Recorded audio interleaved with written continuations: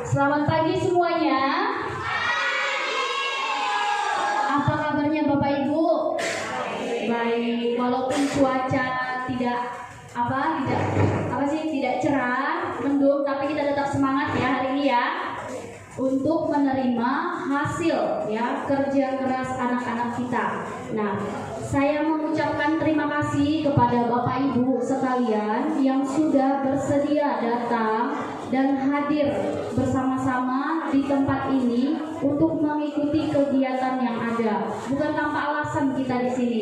Di sini Bapak Ibu akan menerima hasil kerja keras dalam belajar anak-anak Bapak Ibu. Apapun hasilnya, itulah kemampuan mereka dan kita harus bersyukur apapun yang mereka terima. Nah, hari ini kita akan memulai kegiatan kita. Terlebih dahulu kita akan berdoa. Doa pembukaan saya minta kesediaan Ibu Ani. Bapak Ibu, mari kita berdoa. Bapak, kami bersyukur Tuhan buat kesempatan yang Tuhan berikan kepada kami untuk kami dapat berkumpul di tempat ini. Tuhan, kami percaya ini bukan suatu kebetulan, tapi rencana Tuhan. Bapak, memberkati setiap acara kami, kegiatan kami dari awal pertengahan hingga berakhirnya. Demi dan dalam nama Yesus kami berdoa dan kami bersyukur. Amin. Ya, tiba saatnya kita akan mendengarkan kata sambutan atau pengarahan dari Kepala Sekolah SD Baptis Manggar. Waktu dan tempat kami persilakan.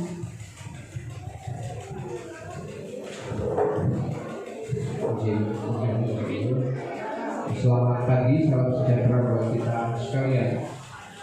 Bapak Ibu Dewan Guru SD Baptis Manggar yang saya hormati, Bapak Ibu orang tua siswa yang saya hormati dan anak-anak sekalian yang Bapak kasihi. Puji dan syukur kepada Tuhan untuk hari yang istimewa di mana kita bisa kembali berkumpul bersama di dalam satu ruangan di tempat ini. Ini kalau tidak salah kegiatan pertemuan yang kedua yang kita laksanakan setelah atau pasca pandemi COVID-19. Terima kasih buat Bapak Ibu yang sudah meluangkan waktu untuk hadir memenuhi undangan yang kami sampaikan lewat grup WA. Yang mohon maaf jika undangan tersebut tidak kami sampaikan dalam bentuk surat resmi melalui anak-anak sekalian karena waktu yang sangat berdekatan. Kami baru saja menyelesaikan pertemuan akhir semester ganjil di hari Kamis, tepatnya kemarin ya jam 11.30. Oleh karena itu kami menyampaikan perihal pertemuan ini hanya kami lakukan lewat grup WhatsApp saja. Silakan yang masih ada di luar untuk bisa masuk ke dalam ruangan. Bapak Ibu yang saya hormati, ada beberapa hal yang penting untuk kami sampaikan terkait kegiatan belajar mengajar, terkait juga dengan penerapan kurikulum yang berlaku di SD Baptis Manggar. Nah, Bapak Ibu jika melihat mulai dari kegiatan belajar, kemudian juga buku yang menjadi sumber belajar bagi anak-anak, untuk kelas 1 dan kelas 4 itu ada perbedaan dengan kelas 2, 3, 5, dan 6. Nah, hal itu karena memang untuk kelas 1 dan 4 kurikulum yang diterapkan berbeda dengan kurikulum yang diterapkan di kelas 2, 3, 5, dan 6. Hal ini secara singkat kami sudah sampaikan pada saat awal semester ganjil untuk tahun ajaran 2022-2023 yang sedang dijalani saat ini. Nah, Bapak Ibu sekalian, perbedaan paling mendasar yang bisa terlihat langsung oleh kita adalah di dalam implementasi kurikulum Merdeka yang ada di kelas 1 dan kelas 4, pembelajaran mereka tidak lagi berdasarkan tema sebagaimana yang dilaksanakan di dalam kegiatan belajar mengajar untuk kelas 2, 3, 5, dan 6. Kalau kelas 2, 3, 5, dan 6 masih menggunakan tema, jadi buku yang menjadi pegangan belajar mereka adalah buku tematik. Di dalamnya ada muatan mata pelajaran yang kemudian di dalam muatan mata pelajaran itu dijabarkan ke dalam KIKD untuk menjadi capaian pembelajaran. Sedangkan di dalam IKM nanti muncul yang namanya mata pelajaran, kemudian ada capaian pembelajaran yang kemudian dikembangkan di dalam alur tujuan pembelajaran yang harus dicapai oleh para siswa di dalam pembelajaran. Kemudian untuk lingkup materi yang diajarkan di dalam IKM juga dalam bentuk fase. Untuk SD itu ada 3 fase A, fase B, fase C. Fase A itu untuk kelas 1, kelas 2, fase B kelas 3, kelas 4, dan fase C kelas 5 dan kelas 6. Nah, fase ini berbicara tentang lingkup materi yang harus dituntaskan. Fase A berbicara tentang lingkup materi yang akan diajarkan di kelas 1 dan kelas 2. Jika di kelas 1 untuk lingkup materi di dalam fase A itu tidak tuntas, maka anak-anak ketika masuk di kelas 2 itu masih bisa saling berkolaborasi dengan guru yang ada di kelas 1 tentang bagaimana caranya agar capaian pembelajaran yang ada di kelas 1 fase A itu bisa dituntaskan ketika mereka ada di kelas 2 di fase A. Ya, jadi ada istilah fase. Ya, Bapak Ibu sekalian, tapi untuk lebih detail, kami juga mengharapkan Bapak Ibu untuk secara mandiri, secara mandiri bisa memperoleh informasi melalui channel Kementerian Pendidikan dan Kebudayaan, channel YouTube mereka, untuk lebih memahami apa itu implementasi kurikulum merdeka. Karena kalau kita mau lakukan sosialisasi ini, kita perlu 1 hari yang khusus terkait begitu banyaknya hal-hal yang berkaitan dengan IKM yang perlu untuk Bapak Ibu ketahui. Oleh karena itu mohon Bapak Ibu untuk bisa mengikuti, mencari informasi terkait hal itu supaya Bapak Ibu juga tahu anakku sekarang sedang belajar dengan kurikulum apa itu implementasi kurikulum merdeka, seperti apa dia. Nah, Bapak Ibu kiranya bisa tahu di sana. Kemudian hal berikutnya juga yang membedakan adalah masalah penilaian atau asesmen. Kalau asesmen yang dilaksanakan di dalam kurikulum 2013, maka di sana Bapak Ibu bertemu dengan beberapa istilah penilaian harian.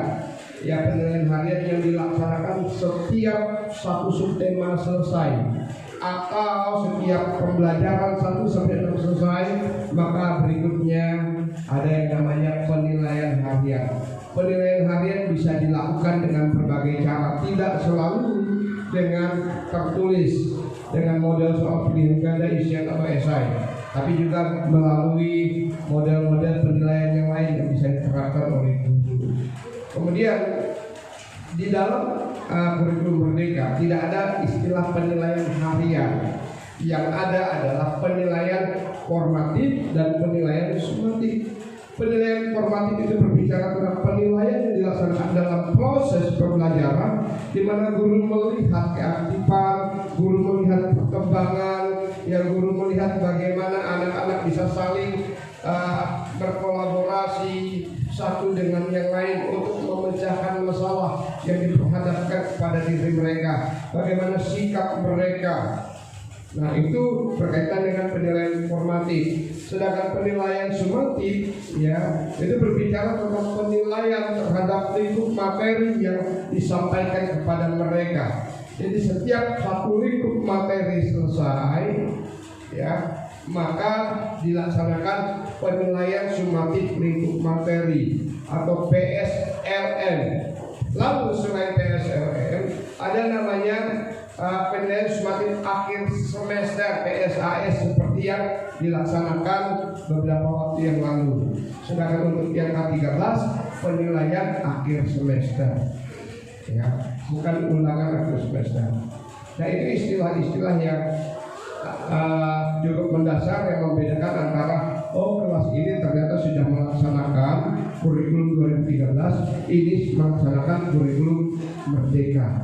Dengan istilah yang dituangkan, yang digunakan, kita bisa tahu. Bapak Ibu sekalian, nanti ketika mendapatkan raport juga akan melihat format raport yang berbeda. Kalau di dalam kurikulum 2013, di dalam raport itu ada capaian hasil belajar dalam bentuk kuantitatif, yaitu angka-angka.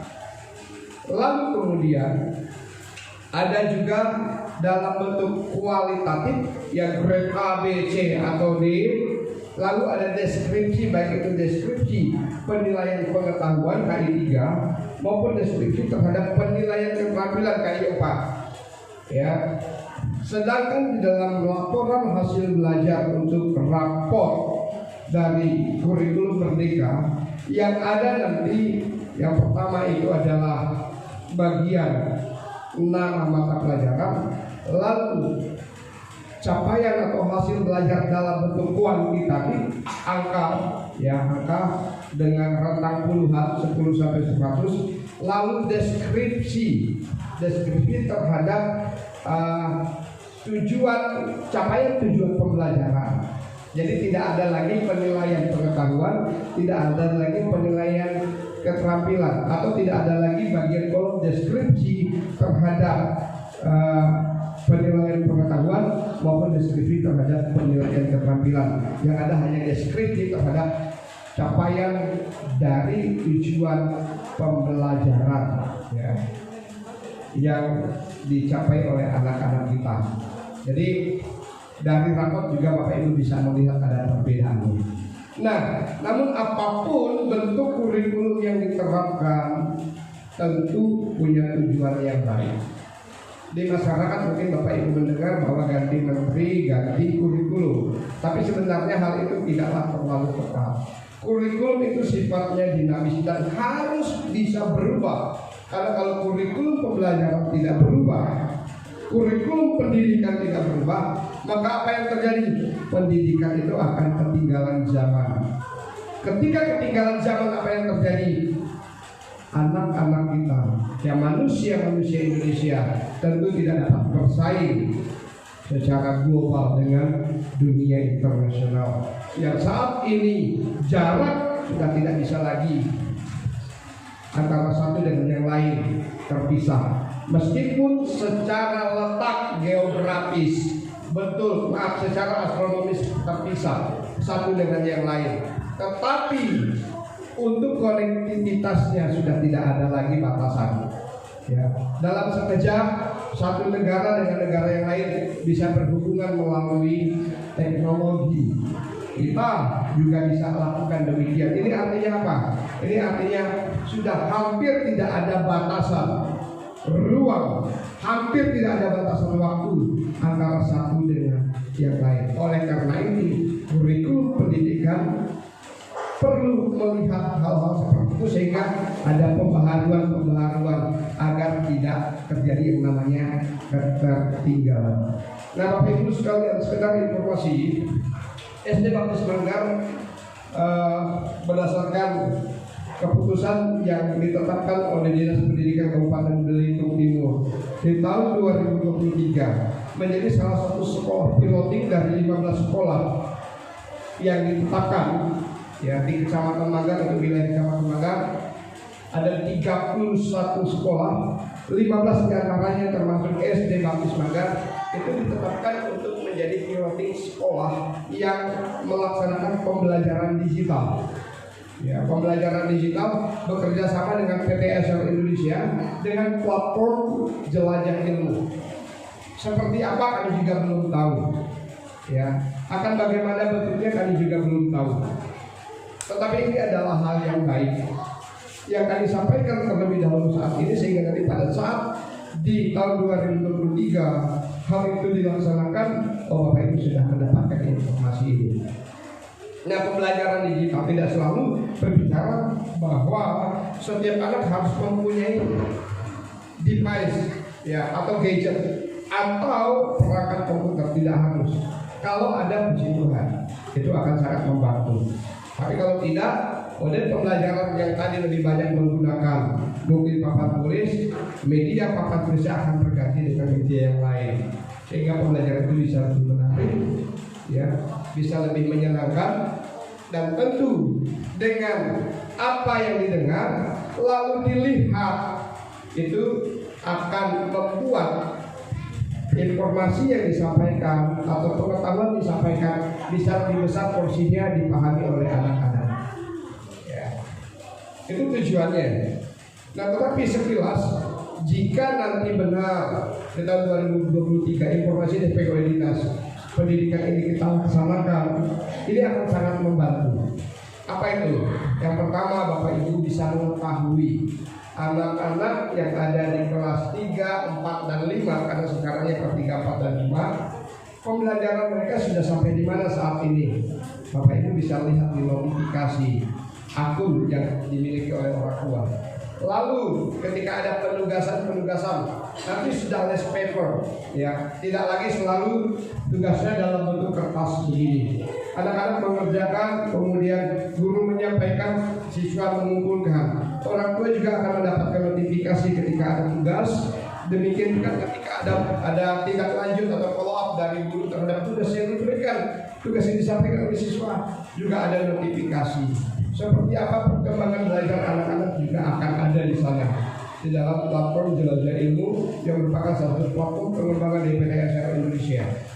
Ya, nah Bapak Ibu, kita berharap bahwa terobosan ini benar-benar bisa terlaksana dan bisa menyasar seluruh siswa. Ya, yang berikutnya saya juga perlu sampaikan bahwa di sepanjang semester ganjil, ya, dari Juli sampai dengan Desember 2022, Bapak Ibu, yuk kita sedikit feedback, ya, kita mengevaluasi perjalanan dari Juli sampai dengan Desember. Kita sebagai orang tua bagaimana di dalam mengajarkan anak-anak dalam hal kedisiplinan, dalam hal tanggung jawab. Karena jujur saya mengamati bahwa kedisiplinan khususnya dalam hal kehadiran tepat waktu di semester ini ada beberapa siswa yang menjadi catatan, dan mohon Bapak Ibu bisa memperhatikan ini. Kalau Bapak Ibu membiasakan hal itu kepada anak-anak, maka nanti anak-anak akan menjadi anak-anak yang tidak teratur dalam hal penggunaan waktu. Saya sebagai kepala sekolah, kemudian di sini ada para guru, kami tidak bisa memberikan disiplin atau pendisiplinan secara fisik kepada anak-anak. Kami tidak bisa memberikan hukuman kepada anak-anak ketika anak-anak itu terlambat. Kenapa? Karena kami harus tahu dulu penyebabnya ada apa. Ada anak-anak yang sudah siap lebih dulu, ternyata orang tuanya belum siap untuk makan. Tentu kami tidak ingin menjadikan anak sebagai korban. Karena itu kami sampaikan kepada Bapak Ibu, ya, dengan kita membiasakan mengantar anak tepat waktu sebelum bel masuk berbunyi, ini adalah satu pembangunan fondasi yang baik untuk anak-anak kita. Ketika mereka terbiasa dalam hal disiplin waktu, nanti ke depan mereka akan terbiasa memanfaatkan waktu dengan sebaik mungkin, sehingga setiap waktu itu menjadi sangat berharga bagi mereka. Ya, kalau orang di luar berkata bahwa time is money, itu berbicara tentang betapa bernilainya sebuah waktu, dan itu akan dilewatkan, dibuang begitu saja oleh anak-anak kita ketika mereka terbiasa hidup tidak teratur dengan waktu yang dianggap wah masih ada kok, ya, wah nggak apa-apa terlambat, gurunya tidak memberikan hukuman kepada anak-anak. Yang kami lakukan saat ini, kalau dulu modelnya seperti itu Bapak Ibu, yang terlambat suruh berdiri di kelas, yang terlambat ada mister kasih. Tapi sekarang tidak lagi. Karena yang dibangun sekarang adalah tindakan yang dilakukan itu bukan didasarkan atas ketakutan terhadap pendisiplinan, ya, tidak dilakukan karena takut terhadap hukuman guru, tapi dilakukan karena sebuah kesadaran yang timbul dari diri sendiri, ya, yang datang dari diri sendiri, sehingga anak-anak itu melakukan dengan kesukaan, dengan kesenangan, bukan karena keterpaksaan. Sebuah tindakan yang dilakukan karena ketakutan terhadap hukuman itu dilakukan dengan keterpaksaan, itu tidak baik. Secara psikologis itu tidak baik, dan ke depan akan berdampak juga tidak baik. Bapak Ibu, anak-anak yang biasa kita kekang, kita disiplin dengan keras di rumah, dan mereka lakukan dengan terpaksa ketika ada di luar pengawasan kita. Mereka beranjak remaja, berpisah dari kita, itu hati-hati. Ada bahaya yang sedang menunggu mereka. Ya, ketidakhadiran kita di samping mereka itu bisa menjadi salah satu celah bagi mereka untuk berekspresi secara kebablasan yang dulu mereka tidak dapatkan ketika bersama-sama dengan kita. Kenapa? Karena kita orang tua terlalu keras sehingga anak-anak itu melakukan segala sesuatu karena takut kepada kita orang tuanya, bukan karena dia tahu itu sebuah kesalahan yang harus diperbaiki. Sehingga kemudian atas kesadaran ini ia mau melakukan tindakan-tindakan yang betul-betul positif itu. Nah, Bapak Ibu sekalian, mulainya ya dari sekolah dasar. Saya sedikit sampaikan tentang apa yang terjadi pada anak saya. Ya, beberapa waktu yang lalu di sepanjang pandemi COVID-19 di salah satu sekolah lanjutan yang ada di Kecamatan Manggar, KBM mereka dilakukan secara tidak tatap muka, tapi tidak secara online. Termasuk pada saat penilaian akhir semester. Ya, penilaian akhir semester, anak-anak ambil soal ke sekolah melalui orang tuanya, disuruh ambil soal ke sekolah lalu dibawa pulang. Dengan waktu yang ditentukan harus diantar kembali. Nah, apa yang terjadi ketika soal itu dibawa ke rumah? Anak-anak mengerjakan ya, anak-anak mengerjakan. Saya mau tanya, ketika anak-anak mengerjakan, apakah Bapak Ibu yakin bahwa anak-anak itu pasti mengerjakan dengan kejujuran? Tidak mencontek buku, tidak buka Google untuk cari jawaban. Saya tidak yakin. Apalagi memang di luar pengawasan guru, tidak ada guru yang melihat mereka. Ya, nah, saya coba godain anak saya. Saya sampaikan begini, Bang, ini kan teman-temanmu juga kerja di rumah, ada buku, ada HP. Teman-temanmu pasti buka buku. Teman-temanmu mungkin juga buka HP untuk cari jawaban. Ya.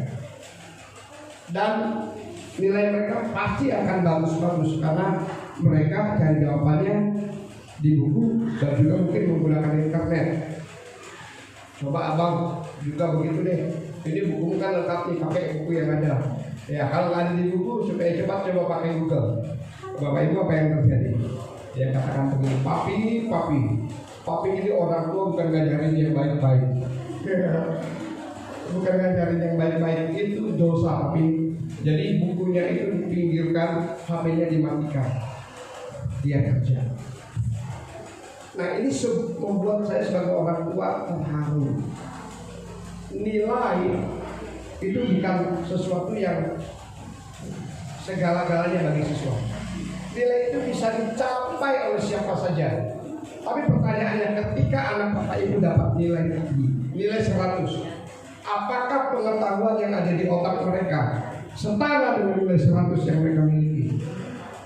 Saya selalu bilang sama guru-guru, kalau dulu saya ketika masih menjadi siswa, saya berjuang mati-matian untuk hanya sekedar mengejar nilai, demi mengejar nilai. Tapi apa yang terjadi kemudian sesudah penilaian itu berakhir, saya tinggalkan saja, buang saja pengetahuan itu. Buat apa lagi disimpan? Karena nggak akan berhubungan dengan nilai lagi. Berikutnya akan ada penilaian, saya kejar mati-matian pembelajaran ini. Ya, materi ini supaya nilainya bagus. Ini orientasi anak. Ini cara kerja, cara belajar anak, ya orientasi nilai. Tapi Bapak Ibu perlu ketahui pendidikan yang hari ini anak-anak ikuti bukan untuk sekedar menambah pengetahuan. Ya. Tapi pengetahuan itu bisa digunakan untuk membangun keterampilan hidup, life skill-nya, sehingga dia menjadi anak-anak yang berkompetensi. Ya, anak-anak yang bisa bersaing. Bukan cuma tahu, bukan cuma nilai angka bagus, tapi pengetahuan di otak sebenarnya nggak ada. Keterampilan nggak punya. Disuruh ini itu nggak bisa, apa-apa nggak bisa. Ya, ketika ada masalah nggak bisa selesaikan. Sedikit-sedikit nangis misalnya, sedikit-sedikit emosi. Nah, itu sesuatu yang harus kita perhatikan. Jadi Bapak Ibu, kalau ada hari ini yang anaknya bisa juara 1, 2, 3 itu baik. itu bagus, perlu kita apresiasi. Tapi perhatikan, jangan puas, jangan bangga hanya semata anak-anak mendapat juara 1, juara 2, juara 3. Tapi lihatlah sisi hidup yang lain. Bagaimana kemampuan atau kompetensi spiritualnya. Dia tahu, dia menghargai bahwa kemampuannya ia miliki adalah anugerah Tuhan, sehingga ia tidak menjadi orang yang lemah dalam kompetensi sosial, merasa sombong, wah ini semua karena aku, tapi tetap memiliki kerendahan hati. Ya, memiliki kompetensi pengetahuan yang tinggi baik, tapi harus juga memiliki kecerdasan pengetahuan yang tinggi itu baik, tapi juga harus dibarengi dengan kecerdasan spiritual, kecerdasan sosial, kecerdasan emosional. Jika 4 hal ini ada di dalam diri anak-anak kita ajarkan, kita tanamkan nilai itu di dalam diri anak-anak kita, mereka akan tumbuh menjadi anak yang luar biasa. Secara kognitif kecerdasan mereka hebat, tapi juga membangun relasi mereka juga hebat, menghargai sang pencipta mereka juga hebat, berperang dengan diri sendiri secara emosional mereka juga hebat. Mereka akan jadi orang yang luar biasa. Bapak Ibu, kita punya pemimpin, presiden kita hari ini Bapak Insinyur Joko Widodo. Kalau kita lihat sepintas, tidak ada sesuatu yang menonjol. Karena itu jadi bulian para orang-orang yang tidak bertanggung jawab. Kenapa? Karena hanya melihat tampang. Mereka katakan apa presiden kita apa? Pelongo-pelongo. Betul ya? Karena yang dilihat hanya casingnya. Tapi perhatikan, ya. Sebagai seorang presiden, dia punya hak, dia punya power nggak sih untuk bisa menghancurkan orang-orang yang berseberangan dengan dia, untuk bisa membungkam mulut-mulut haters, orang-orang yang cuma tahu nyanyi, tapi dia tidak lakukan itu. Kenapa? Karena dia sudah selesai dengan dirinya sendiri. Ya. Hidupnya tidak ditentukan oleh nyinyiran orang lain. Yang dia lakukan, dia fokus pada pekerjaan untuk menuntaskan kepercayaan rakyat yang diberikan kepadanya, sehingga pembangunan itu dapat terus dilakukan. Ya. Nah Bapak Ibu, saya bukan karena kita bicara tidak sedang mendukung, tidak sedang berpihak kepada siapa, tapi ini sesuatu yang kita perlu lihat, anak-anak kita perlu lihat. Ya. Orang yang selesai dengan dirinya sendiri, dia tidak akan pusing dengan apa kata orang lain. Ya. Orang yang selesai dengan dirinya sendiri, dia tidak akan terjebak oleh situasi yang tidak menguntungkan sehingga bisa merugikan diri sendiri. Kasus yang hari ini bergulir di kepolisian yang tidak tuntas-tuntas, kenapa? Karena ada satu oknum jenderal bintang 2 atau bintang 3 yang tidak selesai dengan dirinya sendiri. Dia tidak bisa mengendalikan emosi, sehingga apa? Karir yang dibangun selama puluhan tahun, yang harusnya hari ini ia menikmati hidup, menikmati prestasi yang sudah dibangun, menikmati kenikmatan karena kekayaan sudah dimiliki, tapi apa yang terjadi? Dalam keadaan yang sengsara, diperhadapkan dengan hukum, ya, dan mungkin hukuman yang diberikan jauh lebih berat. Ya Bapak Ibu, jadi syukuri jika anak-anak Bapak Ibu memiliki kelebihan dalam hal pengetahuan, memiliki kemampuan menghafal. Tapi saya mau katakan juga bahwa menghafal itu adalah kemampuan paling dasar, ya, kemampuan paling rendah. Kalau anak-anak kita 2 anak jago menghafal. Nah, anak-anak jago menghafal baik, tapi barengi dengan kemampuan mereka untuk bernalar. Ya. Saya temukan di kelas 5. Kalau diberikan soal, contoh soal matematika, soalnya contohnya ini, ketika dibuat persis sama dengan contoh itu mereka bisa selesaikan. Tapi ketika sedikit dibuat variasi dan soal semuanya terkapar, wah ini bahaya. Kemampuan bernalarnya terlalu rendah. Ya, kalau masalah hafalan jago. Ya. Tapi Bapak Ibu, sekali lagi saya katakan bahwa kemampuan menghafal dalam dunia pendidikan itu adalah kemampuan paling dasar tingkatannya. Ya. Ada kemampuan-kemampuan lain yang harus juga dimiliki oleh anak-anak kita. Ya, jadi sekali lagi, yang sudah atau bisa meraih prestasi akademik yang baik, selamat. Tapi ingatkan mereka untuk tidak berpuas diri. Kemudian Bapak Ibu lihat anak-anaknya, jangan hanya puas lalu itu menjadi kebanggaannya, kebablasan, lupa bahwa anak kita punya banyak kekurangan yang lain dan kita tidak benahi. Kemudian saya juga berterima kasih kepada orang tua yang dan juga sudah mendukung pengembangan diri anak-anaknya melalui klub-klub olahraga yang ada di kecamatan atau di Kabupaten Belitung Timur. Saya tahu ada beberapa orang tua yang sangat peduli terhadap hal itu. Dia tidak hanya mengejar prestasi akademik, tapi juga dia tahu, oh anakku bisa berprestasi di bidang ini, kasih anak itu ke sana. Oh anakku punya talenta, punya bakat di bidang ini, kasih anak-anak ke sana, sehingga semuanya bisa tumbuh berbarengan. Ya, terima kasih untuk orang tua Siren, terima kasih untuk orang tua Koi Koi, untuk orang tua Cleo, untuk orang tua Iko Marco. Siapa lagi yang setiap hari saya lihat mengantar anak-anaknya untuk menggunakan waktu di luar jam sekolah untuk mengembangkan bakat. Siapa lagi yang saya belum sebutkan? Ini Mama Anabel. Siapa lagi ya? Mama Sayang. Yang lain saya tunggu ya. Yang lain saya tunggu untuk berbondong-bondong beramai-ramai memanfaatkan tempat yang ada itu untuk membentuk bakat anak-anak yang ada di dalam diri anak-anak kita. Ya, bakat yang ada di dalam diri anak-anak kita sehingga bakat itu bisa berkembang dan di sana anak-anak bisa berprestasi. Ya, daripada anak kita punya waktu di rumah habis untuk main HP hari ini, kita nggak bisa lagi larang anak untuk tidak pakai ini. Ya, kalau kita apalagi yang sudah nanti di kelas atas, banyak saja alasannya. Dulu anak saya yang nomor 2 dan nomor 1, kita bisa atur waktunya. Boleh main HP hanya dari Sabtu dan Minggu. Ya. Kemudian di hari lain bisa sekian jam waktunya, jam sekian harus kumpulkan. Sekarang nggak, sekian ambil alasannya apa? Tapi ada tugas. Ya, ada tugas. Tapi saya mau belajar. Kita kan nggak bisa nungguin selama dia pegang HP kau. Dia katakan mau belajar karena ada di sini, ternyata nggak belajar, main game. Nah itu yang terjadi. Daripada banyak waktu digunakan main game, mata rusak, radiasi saraf, kemudian tulang leher bermasalah, lalu tulang belakang, karena duduk bungkuk apa segala, bisa kiposis, bisa skoliosis atau skoliosis lebih baik gunakan untuk hal-hal yang bermanfaat. Ya Bapak Ibu, berikutnya untuk liburan semester mulai besok tanggal 17 sampai dengan tanggal 7 Januari 2023. Cukup panjang ya, 3 minggu.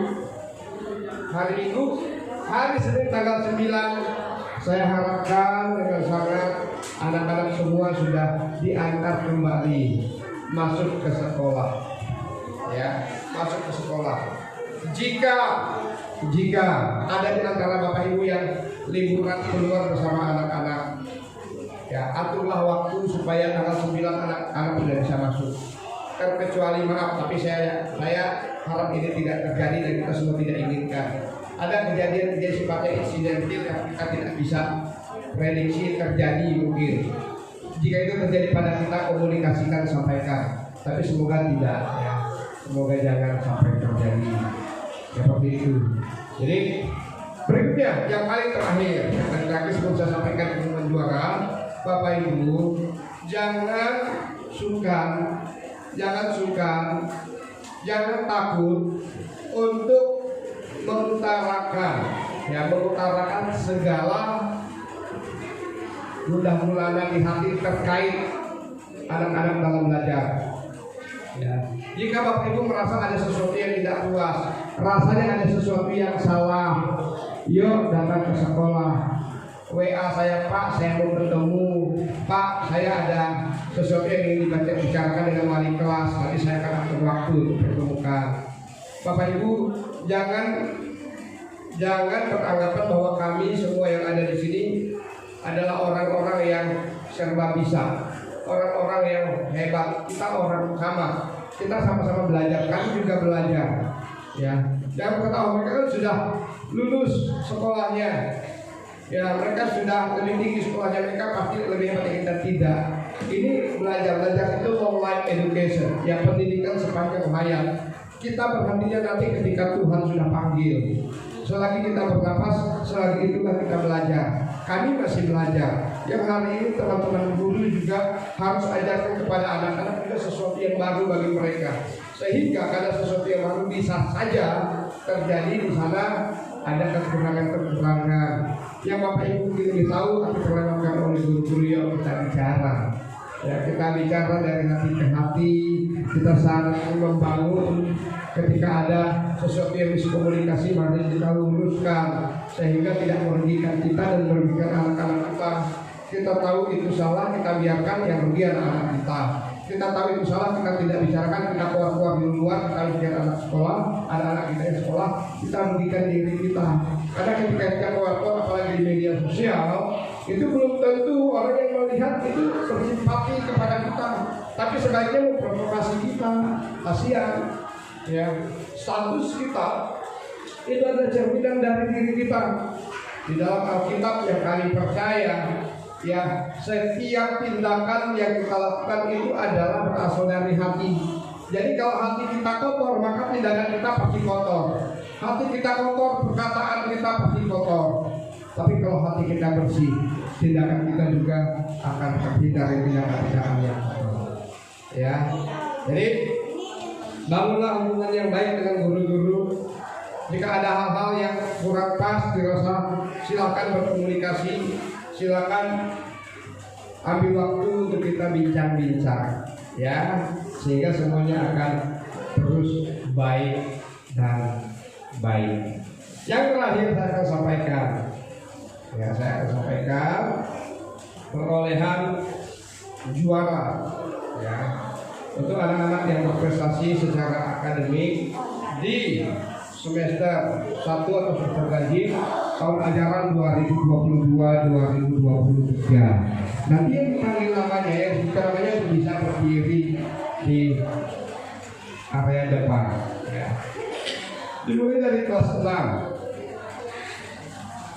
Kelas 6 juara ketiga. Yang belum masuk 3 besar, kalian juga anak-anak yang hebat, ya. Tapi sekarang giliran mereka dulu.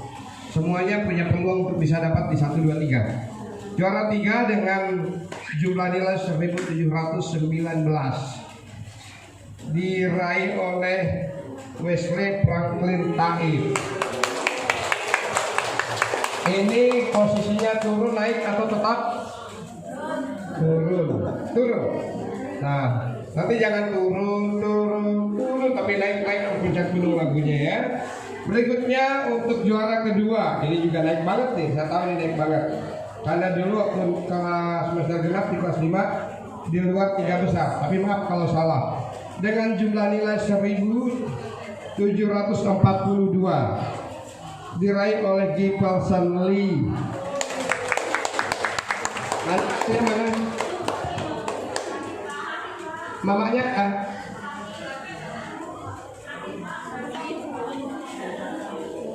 Oh, nanti Mama William yang direpotnya ya. Sakit ya. Oke. Juara pertama dengan jumlah nilai 1776 hanya lumayan ya. 1776 diraih oleh Chelsea Valencia. Wah. Silahkan maju sebelum saya lanjutkan.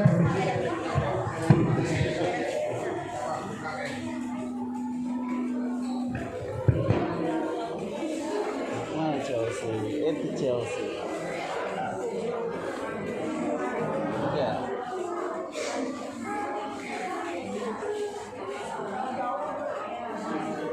Ciao. Naik ke depan.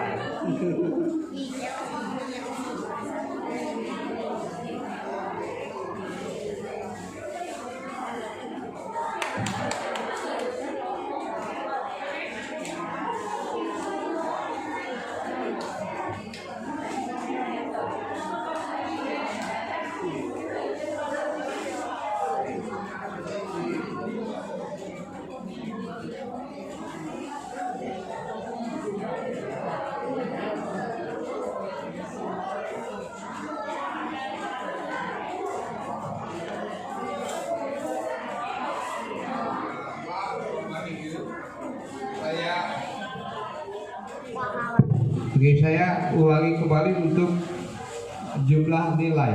Ya, ternyata ada kesalahan teknis ya, kesalahan penghitungan. Posisinya sama, nggak berubah.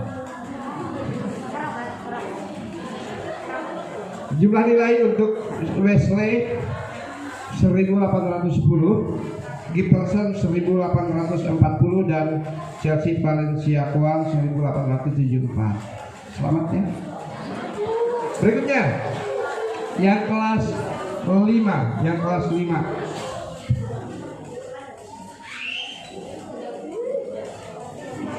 Kelas 5. Ini apakah tetap naik atau turun? Nanti dicek kembali rapotnya ya. Jika turun, berusaha langsung naik. Yang minimal tetap untuk yang sudah dicapai saat ini ke semester berikutnya. Dengan jumlah nilai 1777, peringkat ketiga diraih oleh Vinka Venesia. Ini deh, kamu turun deh. Vinka mana? Ada, anaknya ada. Vinka silakan masuk. Juara kedua dengan nilai 1787 diraih oleh Geneva Kalista.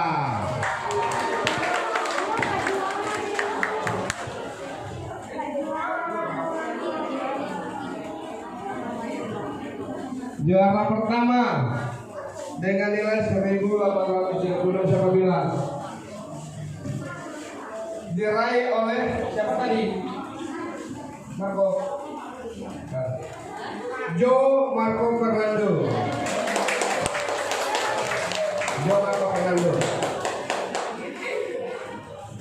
Ada Fernando Pak, ada bukan Jo Marco.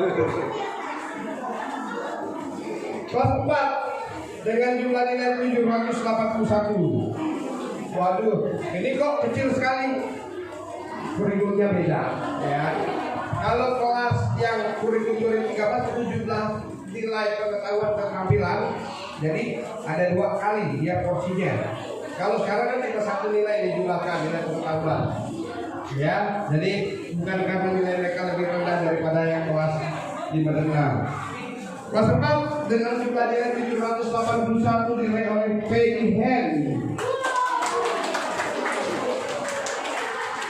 Juara kedua dengan jumlah nilai 787 diraih oleh Rachel Elora.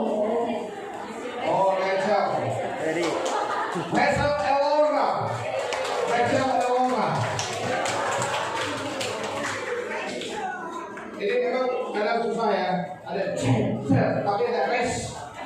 Nah, kenapa kamu seperti itu? Juara 1 dengan jumlah nilai 790, hanya selisih 3 poin, diraih oleh siapa ya kira-kira ya? Waduh, berarti tidak salah gurunya kasihnya karena anaknya juga tahu. Hiroshi Junishiro Nathaniel Siyahaan. Ini kalau nanti dia ikut ulangan nasional yang pakai buletin itu capek. Ya, capek untuk buletin itu namanya. Banyak sekali ya. Baik, untuk kelas 3 juara 3 dengan nilai 1290. Ini benar kan? Benar kan tidak? Sampai kalah lagi. Dengan nilai 1297 diraih oleh Patricia Clevin Susanto. Ini siapa ini? Ini yang bermain biola ya? Oh, violis go. Oke.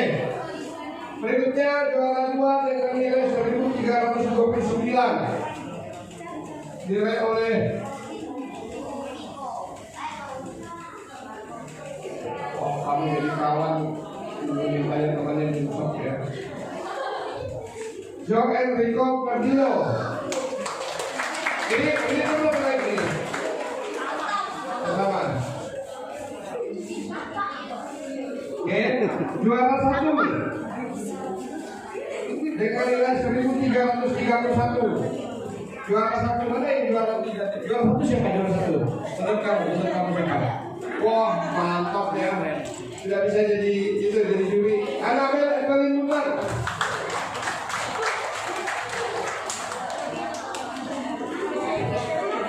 Di mana Anabel?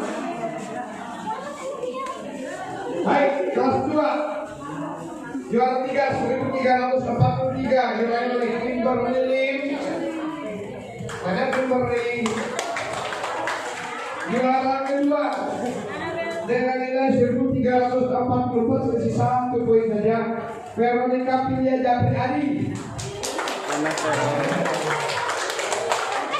Juara satu menurut kamu siapa? Juara satu kedua.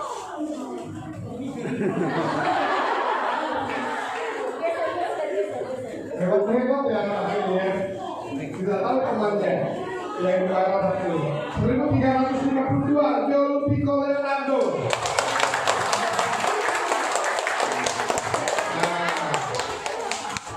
Gua sekarang udah pakai kontras, udah pakai kontras aja. Di kelas 3, kelas 1. Wah ini gawat ini, ada kepala sekolah ini ternyata tidak ada di dalamnya ya. Wah ini jangan-jangan tidak ya. Oke, inilah hebatnya ya, hebatnya baptis ya. Gurunya nggak tahu sama kepala sekolahnya. Oke, juara 3 dengan jumlahnya 626 diraih oleh Calvin Chandra.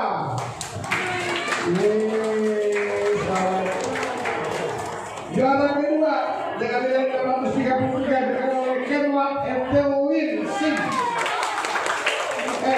Kenwat Singh ini apa sih? SIM ini apa? Mana namanya? Ada nama belakangnya? Kenapa ini jadi ada Kenwat Evelyn Singh? Oh, bukan kepelekan. Tapi ini sudah bikin mau mudi. Oke, juara 1 dengan nilai 637. Siapa yang gerak? Oh, bilang mana? Apiel enggak? Oh enggak. Waduh. Ini cewek yang belajar. Siapa? Iya, Lionel Kayla. Mana? Ini udah masuk. Mamanya ke depan. Ya masuk. Mama Leo. Waduh, anaknya apa kepala sekolah maka ya? Dia ngambil rapot Leo, Pak. Surat yang ngambil rapot. Mana Lionel? Lionel mana? Mamanya mana mamanya? Gak ada juga. Ya sudah. Nanti ke Ibu Guru langsung ya. Baik, inilah anak-anak kita yang berhasil meraih juara 1, 2, dan 3 di semester ini. Yang belum mungkin hari ini posisinya di urutan ke-4, urutan ke-5. Ayo berjuang untuk semester 2 bisa kalahin mereka. Ya berjuang secara sehat ya. Baik, selamat buat Bapak Ibu untuk anak-anaknya berhasil meraih juara 1, 2, dan 3. Dan perhatikan, jangan hajar anaknya yang gak masuk 1, 2, 3. Ya, jangan hajar anaknya. Jangan sampai nanti karena sebelumnya juara tuh kayak anak saya di TK itu juara 1 saya gak dapat, saya gak hajar dia. Ya, jadi biarkanlah mereka ketika mereka tahu kita sudah berhasil mereka belajar dengan lebih baik. Silakan untuk Ibu Ani menyerahkan untuk juara 1, 2, 3 kelas 1. Ibu Ani serahkan ke juara 1, 2, 3 kelas 1 beserta dengan apa namanya piagam penghargaannya. Ya sudah, silakan hadiah jualannya dibagikan.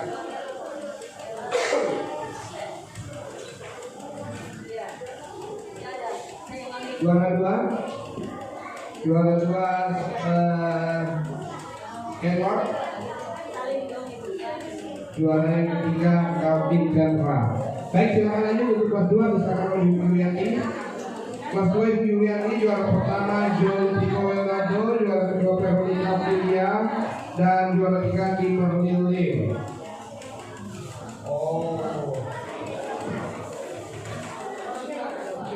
Silakan.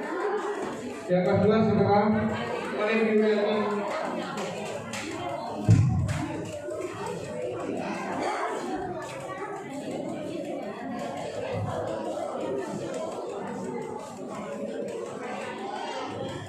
Kelas 3.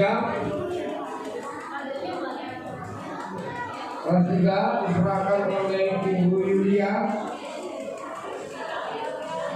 Ibu Yulia. Juara 1 mengambil juara 2 Julian Tiko dan juara 3 Patricia.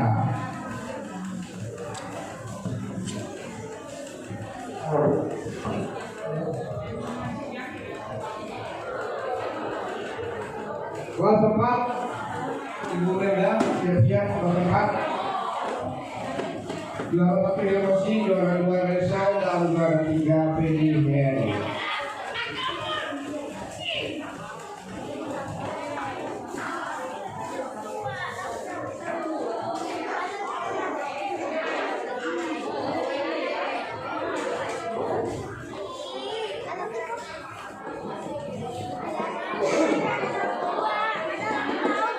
Kelas 4 lanjut Ibu Yulia.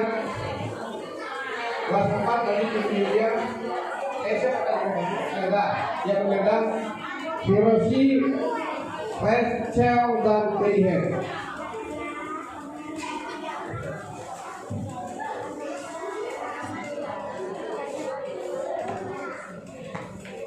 Kelas 5 silakan lanjut Ibu Natalia. Kelas 5 dari sini.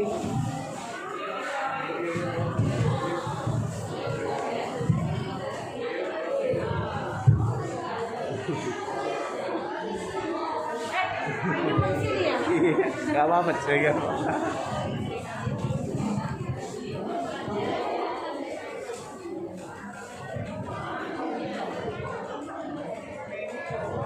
Dan kelas 6 lanjut Ibu Melda. Kelas 6.